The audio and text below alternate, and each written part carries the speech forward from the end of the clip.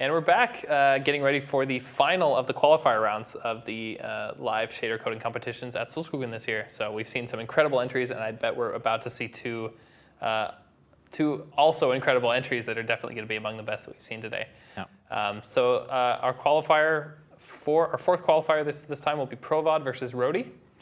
And I believe they're ready.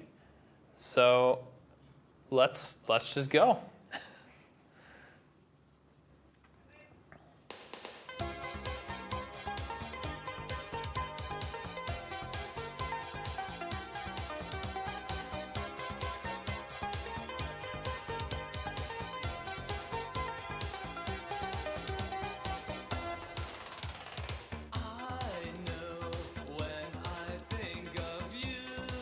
And we're off. So rohtie taking an interesting approach right off the bat, just taking the initial effect and distorting it, which is, especially with limited time, I think that's a really clever idea.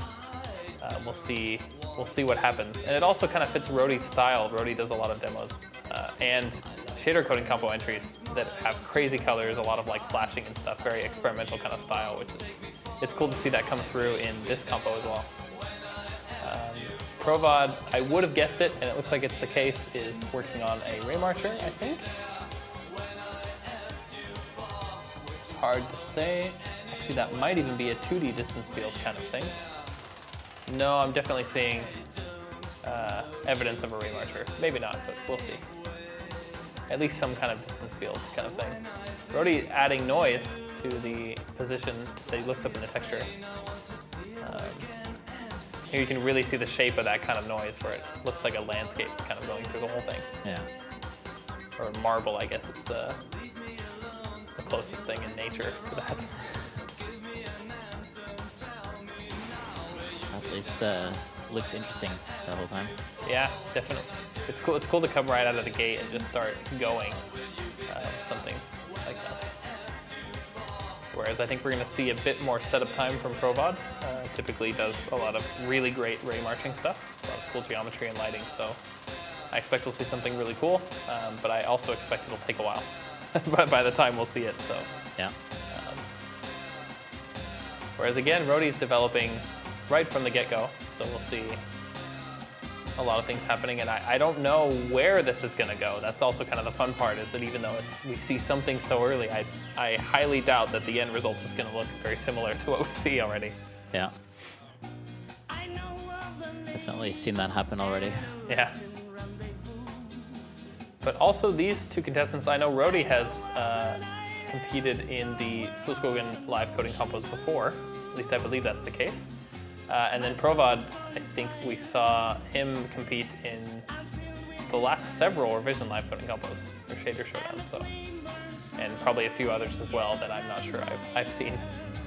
But definitely both quite experienced shader programmers, so looking forward to what we can see. And then provod looks like he's gotten a ray marching loop and some kind of background effect, like this gradient. I believe that's what that. I believe that's what we're seeing. Yeah. rohtie's looking really distorted. Yes, going absolutely mad. So it'll be really cool to see. I guess it's this kind of balance where you want to go really experimental and then you overdo it and you kind of bring it back. And I think we're going to see a lot of that on rohtie's side throughout the next 11 plus minutes. Yeah. Okay, so now I actually think we're seeing something different from provod. I thought it was a sphere in front of a gradient, but now I actually think it's a tunnel. And I think he added a plane on the bottom, so we're seeing, as it goes back, we're seeing that. And I think the black part is kind of the end of the tunnel where it didn't hit anything, or where the ray just kind of went too far. So a bit different than I thought at first, but that's usually the case this early on. Again, rohtie just going absolutely ham. Who knows what's going on over there? Yeah. Looks like doing some kind of conditional with the color. Not sure what's happening there. Maybe some kind of weird color grading or something. And provod looks like added some noise to the tunnel. At least I think that's what that is.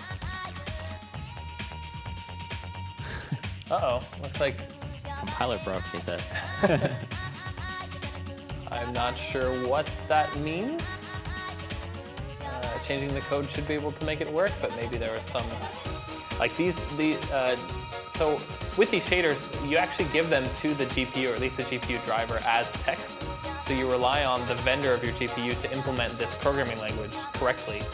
And as it turns out, as one might expect, with different GPU vendors, you get different levels of compliance with the actual language spec, and some things will support, like, it's like this Venn diagram where you have the circle in the middle, which is the language spec, and then you have these other two circles, which is what they implement. Right. They overlap mostly, but there are some things in the spec that are wrongly implemented, and there's some things that are implemented kind of out of spec as sort of an approximation of what the actual implementation should be. Yeah. So it's definitely not unheard of for there to be actual bugs in these compilers and for some strange things to happen. It's a bit uncommon in these compos, I think, actually.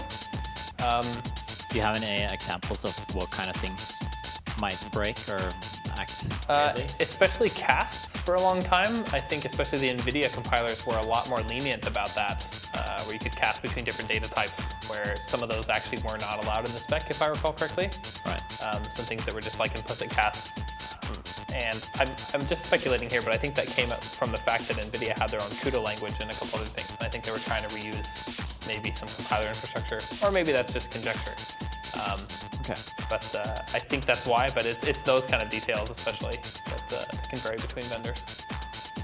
So provod, I'm not really sure what happened. It actually looks like it's this kind of iteration globe, but backwards, so things get darker as the ray approaches surfaces. Yeah. I'm not really sure. Rohtie's getting still pretty crazy, but looks like did some kind of pow or something to the color, so you see a lot more contrast. And then add a circle in the middle. I don't know what's happening there yet. Very acidy. Yeah. So we're not quite 7 minutes in. Yeah, it's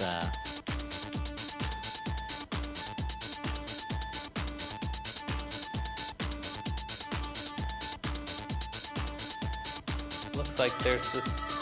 Looks like Rohtie has factored the code such that there's like a pixel function, and then probably going to map around coordinates in that. So like we're going to see some more spatial distortion or something. Whereas provod, yeah, it looks like he's matching the movement with the music. yeah, that totally looks like that's what's happening, doesn't it? Looks like we're getting like the camera moves on the kick drums or something. Yeah. I think you're definitely right about that.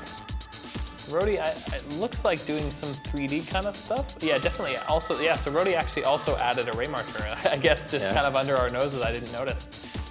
But that's also kind of a cool idea. It looks like Rohtie actually just used that original effect as some kind of like dynamic background, and then is now adding geometry on top, that's an interesting approach.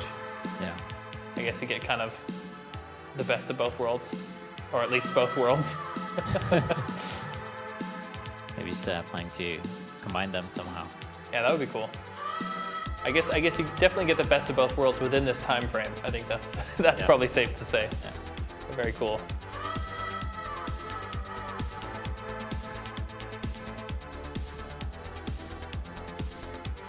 It's looking really crisp. Yeah, you can definitely see the detail in the tunnel. Looks very nice. Now, I think we normally don't talk about the votes during the round, but I will say that they're actually pretty close right now, which makes this quite exciting. Looks like provod has done something weird to the floor, maybe reflected the geometry around it or something. I'm not really sure, but it looks cool. Yeah. So I think that's what we're going to see mostly from provod, is to make the geometry more interesting. Rohtie is making a mushroom, it looks like. I don't know if that's intentional. I suppose it would fit with the, I don't know, at least the theme that I'm picking up, which is this kind of acid. Slightly psychedelic theme. Psychedelic, yeah, that's the word, exactly. So that would be pretty fun. You don't often see a theme developed in these competitions. And maybe it's something else, but that's at least what it looks like at the moment. It can still completely change in the last 6 minutes, which is pretty crazy. That's more than a third of the time that they have in total, so it's pretty wild. And in the following rounds, the winners of these qualifiers will go on to the semifinals. So we'll have 2 semifinal rounds for the 4 contestants, and then a final with those. And those will be 25 minutes again. So we're going to see how far they can take it with even that much more time.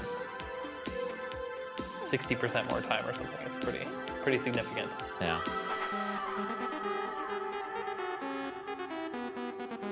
And provod still looks to be moving slowly, but I think we're going to see some tweaks that are going to look really good. Rohtie seems to be steadily progressing with this geometry, at least making some kind of changes. Again, it's really hard to tell what he's going for, but I like where it's going, I think. Tweaking that mushroom for a while. Yeah. Is it some watery effect, maybe? Yeah, that might be. Maybe some kind of reflection that instead of reflecting the geometry, like I thought, maybe it's actually reflecting the rays. Yeah. And it might get some water, kind of wet cave kind of thing. That could be cool. Although it looks like it's not quite coming through, but that might just be the shading. It's also kind of hard to tell on the screen that we're looking on. Yeah. Or the contrast is a bit off. But yeah. From here it looks like some slight rippling effect, but yeah, it's just an illusion. Yeah. I think you're right. I think it is some kind of ripple. That actually helped a lot to add the light at the end of the tunnel, literally. Whereas Rohtie is distorting the geometry, both the hat of the mushroom, if that is what that is. I don't think that's actually being reacted to the music. I think it's a tweaked kind of sine wave to sort of synchronize enough, and then added noise to the geometry as well. That's another thing, because that FFT can be so noisy, it can be hard to sync stuff with it, so sometimes doing something periodic and then just getting the time constant right so it looks like it matches the music can often be safer. Right. Definitely a different kind of reaction, a reactive kind of effect. The provod adding color to the tunnel. Oh, adding a lot of color. I believe this is one of the textures, actually.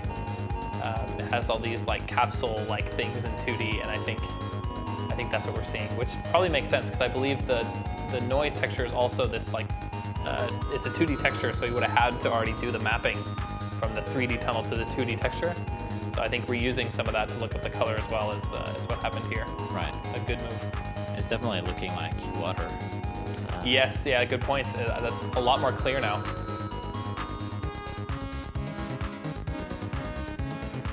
So again, still seeing, it's nice to see a bit more visual progress on Provod's side. Rohtie is still steadily progressing, and I think you can see actually in Rohtie's, it looks like he's also pulled in that same texture.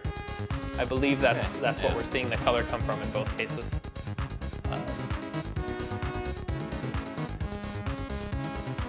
Yeah, he's putting additional textures on top. Yes, that totally looks like that other texture that Alcama had in the background. Yeah. Being added on top, which gives it this kind of, almost look like projecting lights onto it, which is kind of cool. Yeah, it does. That's a really cool effect. Rohtie still distorting geometry, slow and steady. Almost looks like adding particular kind of like colors to the different parts of the mushroom, which I think is a good idea, kind of making them stand out. Yeah. And then I think it's pretty safe to say that he's going for a mushroom at this point. I think so, yeah. And yeah, definitely the reflection is a lot clearer in Provod's case. It's kind of cool with that dark liquid because you can see it looks like it absorbs a lot of light. If it were too metallic, it wouldn't look as good. Yeah, it does. You can see a lot of artifacts. Oh, now we're spinning in a very disorienting way that I'm sure will get a bit better. Nope. Literally no. So we passed the 2-minute mark. Again, both competitors kind of just tweaking stuff at this point. I think we're going to see mostly polish. Provod, you can see that a lot of these black artifacts, I wasn't really pointing them out before, but they're really noticeable now that the colors added to the tunnel.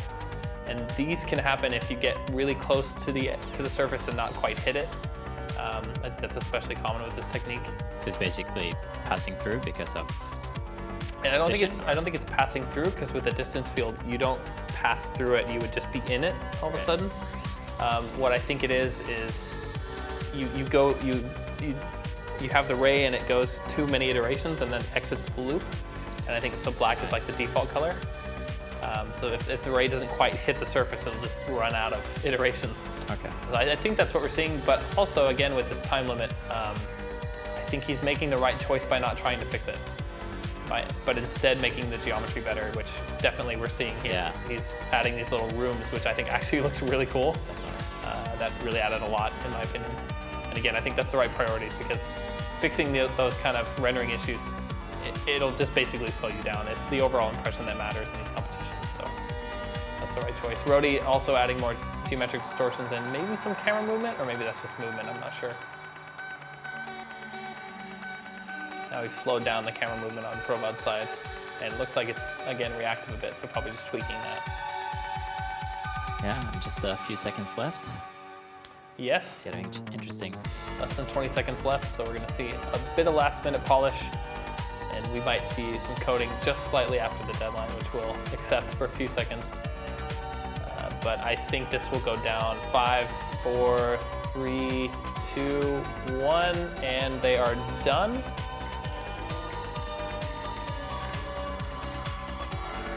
So, as we expected, and as usual, these are both incredible shaders. This is provods, so some very cool 3D stuff with like a lot of reflections and colors.